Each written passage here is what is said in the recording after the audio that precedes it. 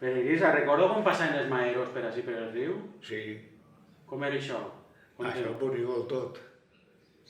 I pujàvem als troncs, que els homes no volien, i nosaltres pujàvem, demanàvem nosaltres al canyaret, que Fermín sí que ho sap això, i baixàvem en la barca. Estava la barca posada, allà ja ens deixàvem caure al riu i eixíem. Però no es venia bé a aquests homes. Diu que això de tenir masses coses. I deies que això ho conegut vosaltres. Però que pujaven per jugar, damunt dels troncs. Nosaltres jugàvem, doncs, agarràvem els troncs. Ells eren en una alberia gran, que fan de troncs, que això n'ensenyes d'un molt, i ahir anava el jefe. I uns quants de guàrdia davant i altres de darrere. Però si anava algun, tirar-lo avant, perquè no se quedara per les vores. O sigui que estava molt ben organitzat allò. Els homes aquests sabien molt. Molt valents, homes durs de veres.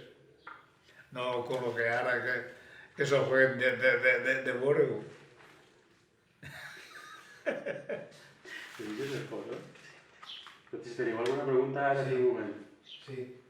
Dime, Leo.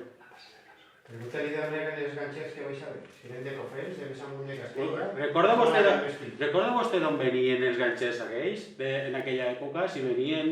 Recorda d'on venien? Els homes i això, Sí.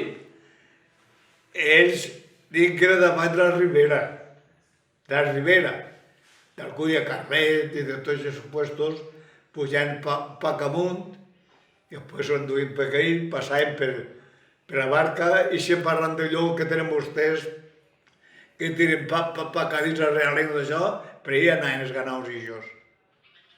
I com anaven vestits, se'n recorda? Els Eh? homes aquells com anaven vestits? Home, vestits anaven pues, arreglo en la feina. Si anaven per l'àvia tenien menys roba, si anaven... Però a ser en duien més.